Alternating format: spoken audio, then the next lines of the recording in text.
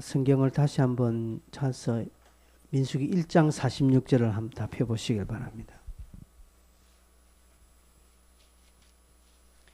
민수기 1장, 민수기 2장, 1장 46절. 1장 46절 시작. 계수된 자의 총계는 60만 3,550명이었더라. 이제 1차로 60만 3,550명, 이제 두 번째 2차로 60만 1,730명 이렇게 이제 나옵니다. 이제 민수기 26장은 인구 조사 두 번째가 되죠. 이스라엘은 광야에서 두 번 인구 조사를 합니다. 첫째는 그들이 출애굽한 고해를 지나서 2년째, 출애굽 2년째 1차 조사를 하고, 그 다음에 출애굽 40년째 2차 합니다. 1차 때는 60만 3,550명, 2차는 60만 1,730명, 1,820명이 줄어든 개수로 이제 광야를 마감합니다. 민수기 22장, 23장, 24장 이 세 장에 걸쳐서 발람 사건이 일어나죠. 발락이 발람을 사주해서 이스라엘을 저주하도록 했으나 하나님께서 막으셨습니다. 하나님이 막으셨음에도 불구하고 발람은 욕심이 있으니까 계속적으로 미련을 떨지 못하고 저주하는 쪽으로 서지요. 그래서 24장에 끝난 듯 했지만 그러나 사실은 끝난 것이 아니라 발람은 계속적으로 이스라엘을 저주하는 쪽으로 섭니다. 22장에서 24장까지 발람 사건의 후유증이 25장에 드러나지요. 25장에 모압 여인들과 이제 음행하고 바알 보호를 섬기는 이런 엄청난 사건이 생깁니다. 이때 2만 4천 명이 그때 죽습니다. 엄청난 어떤 사건이죠. 그러면서 이제 26장에 연병후회라고 이제 시작합니다. 26장 1절을 보면 연병후회, 이게 뭔가 하면 바알볼 사건 뒤에라는 표현입니다. 26장부터 이제 35장까지는 이스라엘이 이제 광야를 마감하고 가나안 입성을 위한 준비, 그리고 입성한 뒤에 일어날 일에 대한 하나님의 지침이 이제 전개됩니다. 26장 51절까지는 2차 인구조사가 조사됐죠. 그래서 여러분 우리가 읽지는 않았습니다. 26장 5절부터 50절까지는 각 지파별로 이제 쭉쭉쭉 계수한 그 수가 이렇게 쭉 나옵니다. 여러분이 있는 부분들은 여러분들이 좀 읽어보시고 어느 지파가 늘고 어느 지파가 감소한 것을 좀 눈여겨보셨다가 성경, 구약 성경 이렇게 출애굽기를 보시면서 어떤 지파가 잘못했고 어떤 지파가 잘했고 라는 부분들이 드러납니다. 인구가 증가한 지파가 있거든요. 7개 지파는 증가됩니다. 이 증가된 지파를 여러분이 눈여겨 살펴보시고 감소된 지파를 눈여겨 살펴보시면 딱 하나님의 그 손길이 딱 드러난 것을 볼 수 있습니다. 그래서 인구조사는 이스라엘 백성들에게 시사하는 바가 참 큽니다. 26장에 이제 끝나고 27장에는 이제 이 상속 문제가 등장하고요.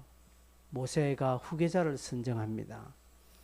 28장부터 29장, 30장은 이제 가나안에 들어가서 어떻게 해야 될 것인가 각종 규례를 설명하고 31장부터 34장까지는 이제 정복하고 땅을 어떻게 분배하라.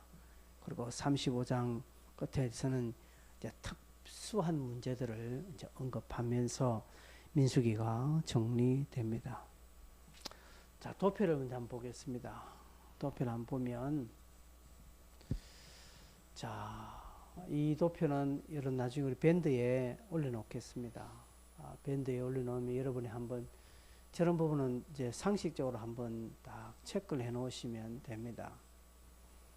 자, 기억 뭐 다 안 하시던지 1차 조사 때는 합계가 60만 3,550이고 2차 조사는 60만 1,730명. 그래서 마이너스 100, 1,820명이 줄었다는 사실입니다. 여러분 당시는 인구가 줄 수 없습니다. 자연적인 증가가 일어나기 때문에 인구는 줄 수 없습니다. 지금도 여러분 우리가 전 세계 인구 70억이거든요. 70억이 넘어요. 코로나로 인해서 많이 죽었습니다. 뭐 거의 뭐 한 100만 가까운 숫자가 지금 전 세계적으로 코로나 죽었죠. 그래도 지구의 인구는 늡니다. 그렇게 죽었다고 해서 지구가 가벼워졌느냐? 가벼워지지 않습니다. 당시 이스라엘은 인구가 증가가 폭발적으로, 우리가 출애굽 1장 봅니다. 출애굽 1장에 보면 이 히브리 여인들이 얼마나 아이를 잘 낳는지, 그죠? 그래서 산파들이 도착하기 전에 애를 낳고, 그리고 애굽에서 70명이 애굽으로 내려왔지만 400년 뒤에 250만 가량 엄청난 인구로 증가한 것을 우리는 봅니다. 그런 가운데 이 40년 출애굽 여정에서 인구는 늘 수밖에 없는데 이렇게 1820명 줄었다는 것은 얼마나 이들이 하나님 앞에 시련과 고난을 받았는가를 알 수 있지요. 그래서 여러분 여기 보면 저렇게 이제 세 지파씩 이렇게 묶어 놨습니다. 저거 뭔가 하면 제일 처음에 루벤, 시몬, 갓 지파는 이스라엘이 이렇게 행군할 때 맨 앞쪽에 진을 친 영광스러운 지파들입니다. 소위 야곱의 첫째, 둘째, 셋째 아들이죠. 그렇게 장자의 어떤 속하는 그런 지파들입니다. 그리고 유다는 동쪽 그 진행 방향에서 오른쪽입니다. 이게 이제 뭔가 하면 이스라엘이 이렇게 광야로 이렇게 저렇게 진행할 때 주로 적들이 어디서 많이 오냐면 동쪽에서 많이 와요. 우측에서 많이 온다는 거죠. 그 지형상. 그래서 오른쪽에 유다, 이사갈, 스불론 인구도 제일 많고 제일 용맹한 지파들이 거기 있는 것이고, 에브라임, 므낫세, 베냐민 지파가 제일 약하죠.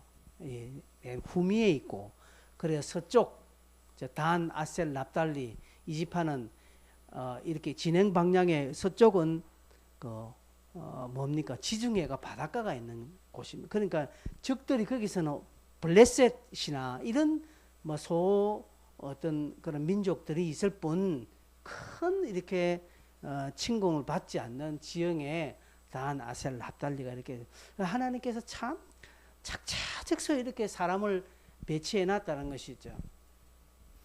그리고 루벤, 시몬, 갓 지파는 전부 다 줄었습니다. 줄었고요. 유다, 이사갈, 스불론 지파는 늘었어요. 충성된 지파들입니다. 저 지파들은요. 그리고 에브라임, 므낫세, 베냐민은 그죠? 얘는 에브라임만 줄었습니다. 단, 아셀, 납달리도 납달리만 이렇게 마이너스 됐습니다. 그럼 최고로 크게 마이너스 받은 지파가 시므온 지파입니다.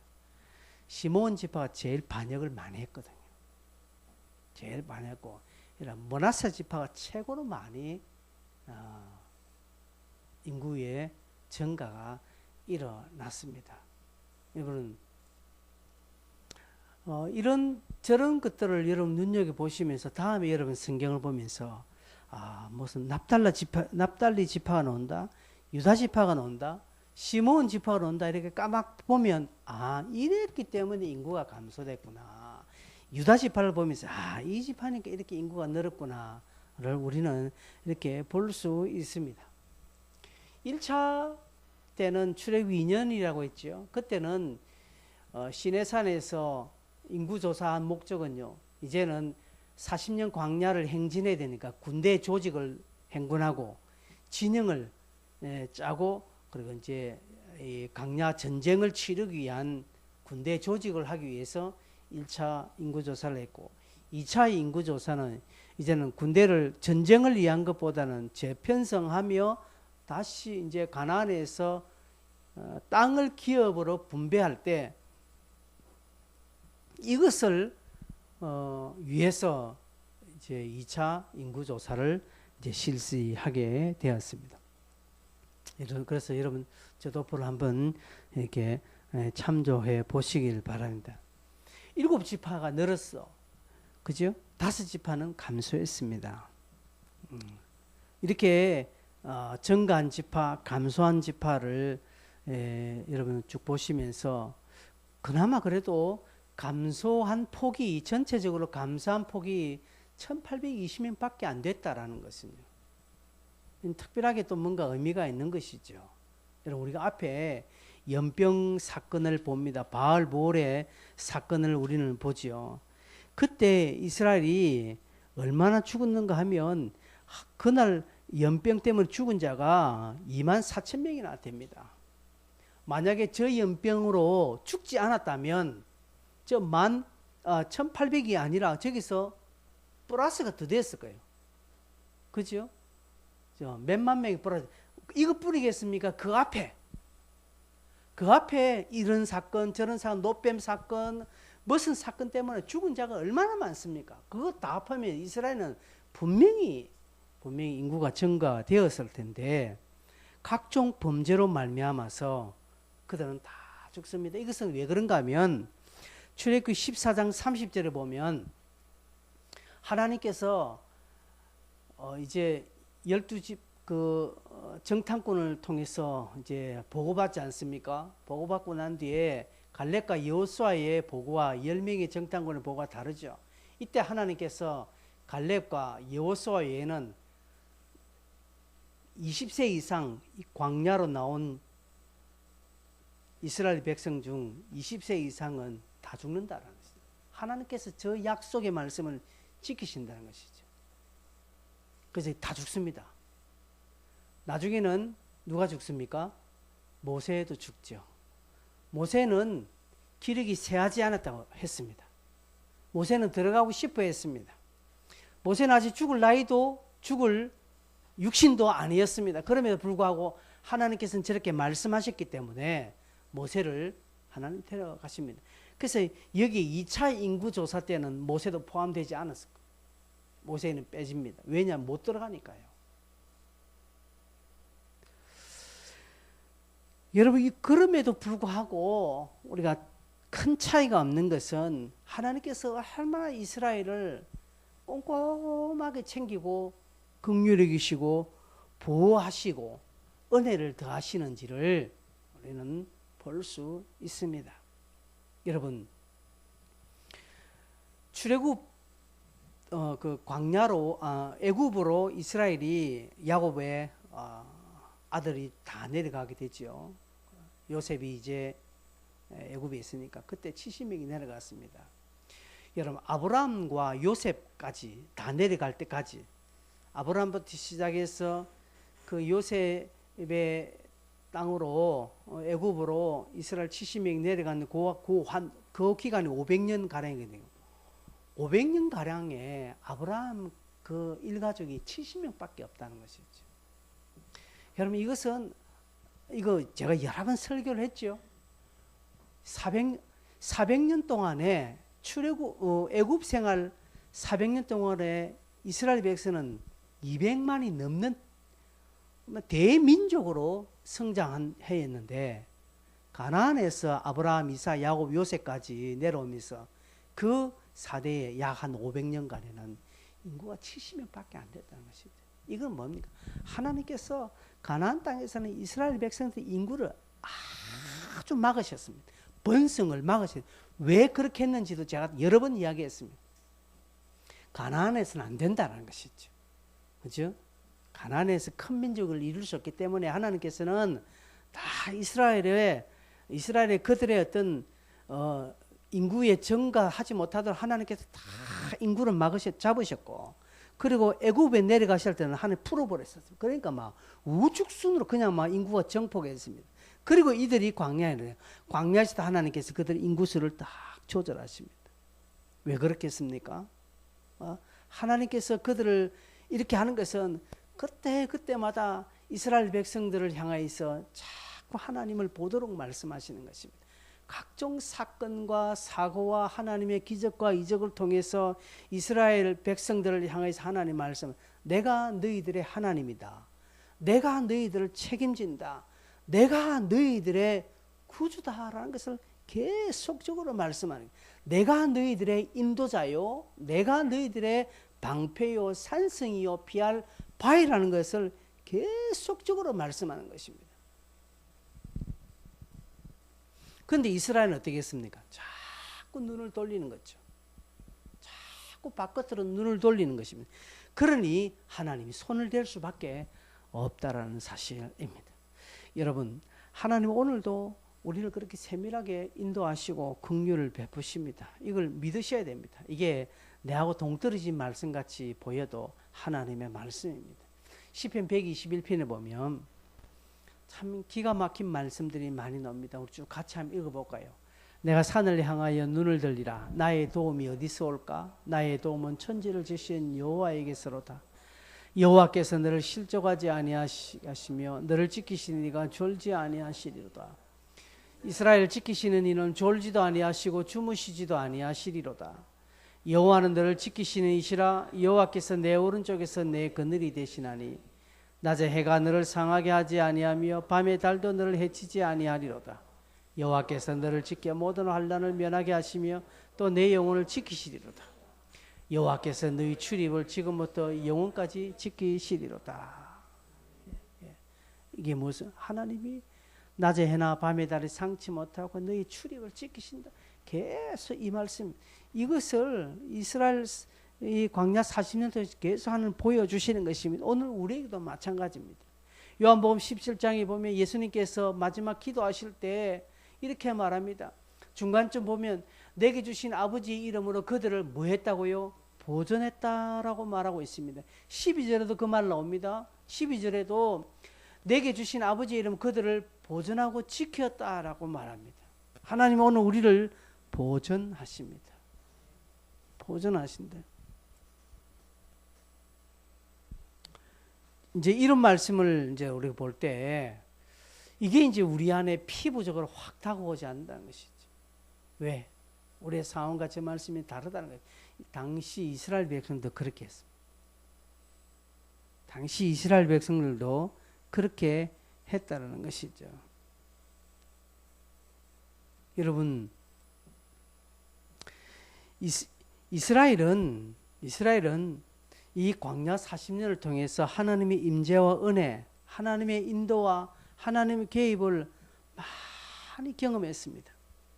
그러나 그들은 그때마다 경험한 좋은 달콤한 열매는 따먹지 하나님을 경외하고 하나님이 위한 삶을 살지 않았습니다. 하나님의 뜻을 무시했고요, 불평했고요, 원망을 일삼았습니다. 그 결과가 이렇게 나타나는 거예요. 결과. 이들은 늘 그때마다 뭘 그리워했습니까? 애굽을 그리워했습니다. 애굽에는 먹을 것이 많았다. 애굽에는 우리의 매장지가 있다. 하나님의 만나와 메추라기를 이제는 막 지긋지긋하다, 신물이 난다라고 이야기합니다. 이 하찮은 음식이라고 그들은 이야기했습니다. 이제는 만나 따위도 메추라기도 이제는 감사가 안 되는 거예요. 낮에 해, 밤에 달, 이를 통해서 하나님의 그들을 지키시고 구름기둥, 불기둥 하나도 고맙지 않다는 것이죠. 오히려 그들은 애굽을 그리워했습니다. 이 말은요, 달리 반대로 좀 생각해 보면 애굽 400년 동안에는 하나님의 간섭이 거의 없었습니다. 여러분, 창세기 창세기 50장 끝나고 출애굽 1장 넘어갈 때 그 사이에, 그죠? 바로 이제 모세 이야기가 나오면서 400년 간격이 있습니다. 400년 그 기간 동안은 성경은 기록한 바가 없습니다. 어떻게 보면 400년 동안 이스라엘이 애굽에 종살이 할 때 하나님께서 그렇게 간섭하지 않았다는 것이죠. 요셉을 알지 못하는 새 왕이 나타나기 전까지는 이스라엘 백성들은 애굽에서 종살이가 아니라 그냥 편하게 살았습니다. 하나님의 큰 간섭이 없었다는 것이죠. 나름대로 잘 살았다는 것이죠. 그런 그들이 이제 광야로 와서 시시콜콜 하나님의 간섭과 개입을 받으니 이들은 짜증나는 거예요. 이제는. 그래서 하나님의 간섭, 하나님의 은혜가 없었던, 하나님의 개입이 없었던 그 애굽 시절이 좋았다 이 말입니다. 그래서 자꾸 그때를 그리워하는 것입니다. 하나님을 부인하는 것이죠. 단순하게 그냥 애굽의 삶이 좋아서 편해서가 아니라 하나님을 부정하는 것이죠. 하나님을 부인하는 것입니다. 즉 이것입니다. 예수 안 믿을 때는 좋았는데 믿고 나니까 힘들더라는 것이죠. 그런 이야기를 많이 합니다. 전에는 그래도 신앙생활을 좀 시작할 때는 자기 마음대로 신앙생활을 했습니다. 교회 이제 와서 초신자 때는 마음대로 해도 교회가 다 이해를 해줍니다. 그죠? 교회 다닌 지 얼마 안 되면 모든 교인들이 다 이해해 줍니다. 실수한 것도 해줍니다. 처음 믿으면 다 그렇다 하면서 합니다. 그죠? 그래서 주일 빠져도 목사는 책망하지 않습니다. 그런데 이제 예수를 이제 제대로 믿고 이제 2년 세례 받고 또 교회 집사가 되고 이제는 또 새벽기도도 나가고 또 이제 이런저런 직분도 받고 5년째 7년째 이렇게 이제 믿어오다 보니까 이제는 예전에 했던 실수를 하면 다들 이제 손가락질하거든. 네가 왜 그러는 이렇게 하는 거예요. 전에는 한 번 주일 빠져도 괜찮다 이렇게 하는데 이젠 주일 빠지면 목사가 책망하거든요. 막 야단치거든요. 이제 점점점 예수 믿는 게 힘들어지는 것입니다. 그러니까 어떻게 합니까? 처음 믿을 때가 좋았다. 옛날 그때는 내가 교회 나가면 전부 다 잘했다 칭찬해주고 내가 가만히 앉아있어도 물 떠다주고 커피 갖다주고 밥도 사주고 막 이러는데 언제부턴가는 밥 사주는 것도 없고 이제는 네가 밥값 내라 해서 이제는 내보고 이래저래 시키고 청소해라 하고 전도 가자 하고 기도 안 하고 왜 기도 안 하냐고 막 야단치고 하니까 이제는 깝깝해지는 거예요. 그러니까 옛날이야 하면서 옛날을 그리워하는 것이.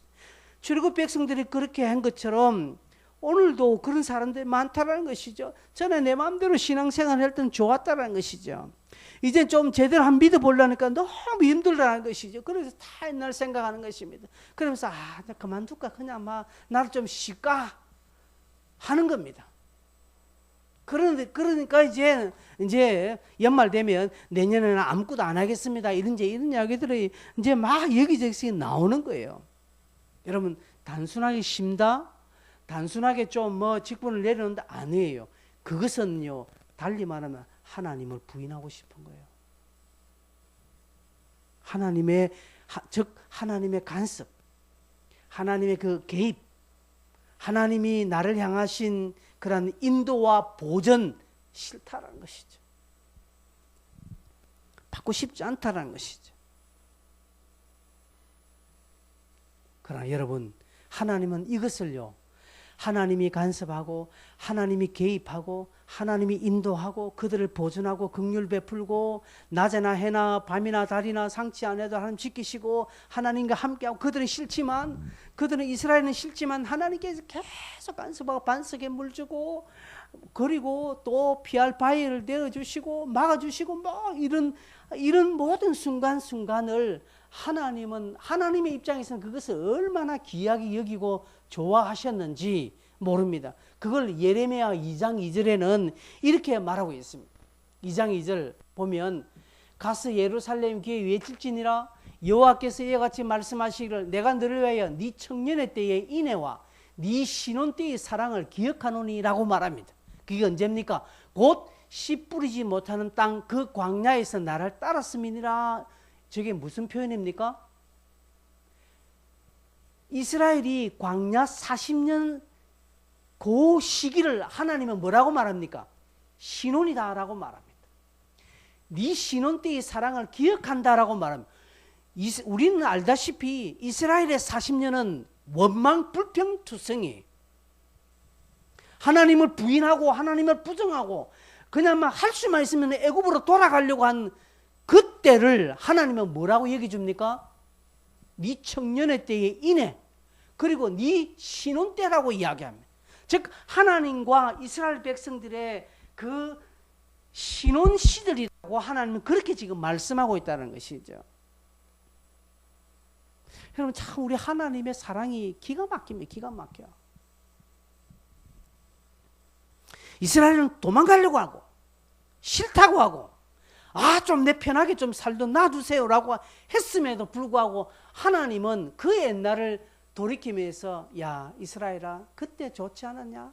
그때 우리 신혼 때가 있었지 않았냐? 그때 그 씨 뿌리지 못하는 땅 그 광야에서 40년간 너희들은 나를 따랐지 않았냐라고. 뭘 따랐어요? 이스라엘이 하나도 안 따랐구만. 여러분, 하나님은 이렇게 우리를 인정하시는 분입니다.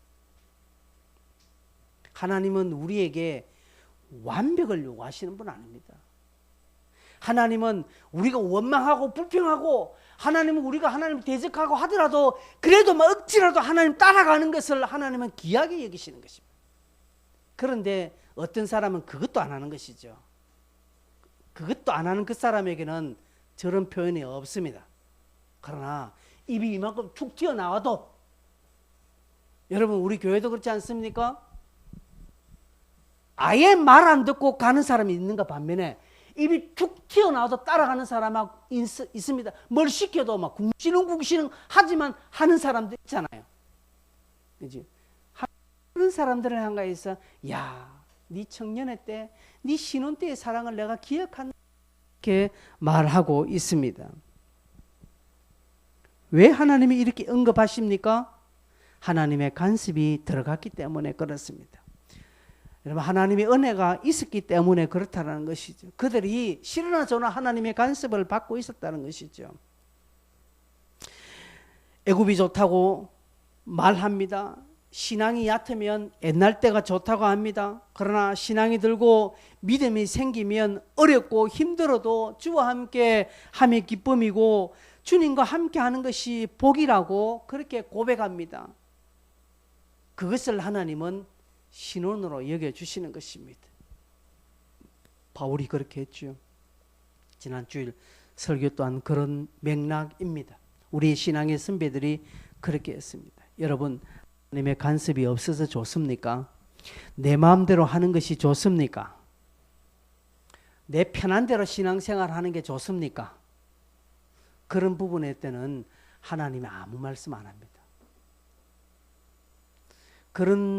그렇게 생각하는 자들에게는 하나님이 아무런 응답하지 않습니다. 그 사람이 40일 금식 기도해도 하나님 아무런 응답하지 않습니다. 그렇다고 해서 하나님이 벌 주시는 것도 없습니다. 그냥 하나님께서 뭐 하신다고요? 유기하시는, 그냥 내버려 두는 것입니다. 그러나 힘들고 쪼달리고 괴로워도 이것 자체도 은혜다 믿고 하나님, 그래도 하나님 이름 부르면서 꼭 졸면서 예배 참석하고 기도 시간 1시간에 그냥 막 자는 게 절반이라 할지라도 그래도 기도하고 그래도 예배하고 그래도 하려고 하는 그 사람을 보면서 하나님은 신혼이다라고 이야기하는 거예요. 그 결과 이스라엘의 인구의 감소와 증가로 다 결론으로 나타납니다. 여러분, 말씀을 맺겠습니다. 신앙은 결론으로 다 나타납니다. 여러분, 오늘 나의 삶은 어제의 나의 신앙의 결과입니다. 그렇기 때문에 아무 말 못합니다. 그래서 우리말에 내 눈 내찔렀네라는 말이 맞습니다. 그죠? 그래서 누구 원망할 필요 없습니다. 그죠? 누굴 원망해요? 자기를 원망해야죠. 그러면서 하나님 앞에 쥐어 짜는 거예요. 그러면서 하나님 앞에 자기 심령을 비틀어 짜는 것입니다. 하나님 불쌍히 여기달라고. 하나님 제발 나를 좀 살려달라고. 하나님께서는 우리는 표가 안 나지만 우리는 별표, 어제나 오늘이나 별표 안 나죠, 여러분이. 어제와 오늘이 뭐 다릅니까? 어제와 오늘이 확연하게 와, 어제는 복이고 오늘은 막 저주다라고 여길 만큼 우리 편안한 삶이 있습니까? 없지 않습니까? 없습니다. 근데 하나님 입장에서 있다니까요. 오늘 우리가 하나님의 유기 속에 오늘 하루를 지내면서 좋다라고 이야기하십니까? 하나님이 유기한 채 내버려 뒀음에도 불구하고 무슨 큰 일이 안 일어나고 큰 어떤 내 삶에 큰 어떤 어려움이 없다고 해서 오늘 하루도 안전히 지켜주신 감사합니다라고 그렇게 할 수 있습니까? 물론 그런 믿음의 고백을 그렇게 당연히 해야 되겠지만 여러분 돌이켜 보긴데 아무 일 없다고 잔잔하고 그냥 내가 원하는 대로 다 됐다고 해서 감사하고 이게 좋은 게 아니라는 것이죠.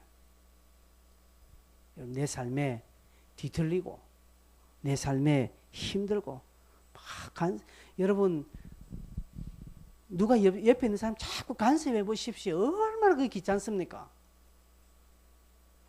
그죠? 인성이와 정훈이가 여기서 지내고 있지만 많은 말 안 하려고 합니다. 근데 제가 간혹 뭐 말할 때가 있죠. 이래라 저라면 간섭이 심하면 애들 귀찮아 하거든요. 그래서 말 안 하려고 합니다. 뭐 자기들은 좋겠지만 내 입장에서는 뭡니까? 그냥 이렇게 버려놓는 거예요. 그래도 챙기고 이놈들아 이렇게 해서 되겠냐 저렇게 이게 자기들한테는 더 좋은 것임에도 불구하고 이렇게 지적하면 안 좋아하는 거예요. 하나님도 그러신 것 같아요. 그래서 하나님 어떨 때는 다 입을 닫고 있습니다. 여러분 시몬 지파가 많이 감소했고 므낫세 지파가 많이 증가한 것들 여러분 성경을 찾아서 한번 보십시오. 유다 지파가 증가한 것들을 가만히 보십시오. 다 이 부분에 뭔가 하나님 앞에 합격점 받은 것이 있기 때문에 그렇습니다. 오늘보다 내일이 나아야 되지 않겠습니까? 근데 뭘 보고 낫다라고 이야기할 수 있습니까? 오늘보다 내일이 낫다는 것은 내 삶에 오늘보다 웃음의 양이 내일이 많아지면 내일이 낫다고 이야기할 수 있습니까? 오늘보다 내일이 좀 더 편했으면 더 편하고 돈도 많이 벌고 내일은 더 좀 좋은 일 많이 생기면 그게 오늘보다 낫다라고 이야기할 수 있습니까? 아닙니다. 물론 제가 설교하는 긍정적인 측면에서 그렇게 나타날 때는 좋은 거예요. 그러나 여러분 오늘보다 내일 하나님의 간섭이 더 많은 것이 나에겐 축복입니다. 아무도 아멘이 없네. 이게 무슨 말로 의미하는지 여러분 알기 때문에 여러분 오늘보다 내일 하나님의 간섭이 더 많은 것이 나에게는 복이에요. 오늘보다 더 힘들고 오늘보다 더 괴롭고 오늘보다 더 뒤틀리고 오늘보다 더 내 삶이 혼란스럽다 할지라도 그쪽에 하나님의 간섭이 있다면 오히려 그게 복이라는 거예요. 오늘보다 내가 더 시간적인 여유가 많고 오늘보다 더 많이 웃고 오늘보다 돈을 더 많이 벌고 오늘보다 더 내 삶에 좋은 일이 많이 일어난다 할지라도 하나님의 간섭이 없다면 그게 불행한 거예요. 우리 성도는 거기에 행불행을 따지고 거기에 기쁨과 슬픔을 가져야 되지 그저 그냥 내 하나 잘 되는 것에 대해서 기뻐하고 그저 내 하는 거 안 되는 것 때문에 되면 죽겠다 원망 아니라 이런 부분에서 우리가 좀 더 성장해야 되지 않겠습니까? 이게 여기 지금 제가 왜 이거 안 떼고 더덕덕 붙여놓고 있는지 아십니까? 여러분 빌립보서 다 끝날 때까지 여기 다 붙어 있을 거예요. 제목 제가 떼지 말라고 했으면 다 붙여놔 나중에는 막 여 밑에까지 사방에 다 칠갑해라고 보라고 이걸 여러분 교회 와서 이걸 왜 안 보지요? 안 볼 것 같은데 보니까 뭐 붙어 있는 것은 봅니다. 보셔야 됩니다. 보면서 자꾸 제가 리조이스에는 자꾸 흔들어하는 거죠. 이걸 내 인본적으로 각색하는 거 아닙니다. 내 입맛에 맞추는 거 아니에요. 그죠? 오늘도 인구조사에 들어가 있는 이런 이스라엘 백성들에게 주시고자 하는 교훈과 메시지, 오늘 우리에게도 동일한 것입니다. 오늘보다 내일 더 하나님의 간섭을 많이 받기를 바랍니다. 내일 더 하나님의 손길이 저 여러분에게 더 넘치기를 바랍니다. 430장 찬송하겠습니다.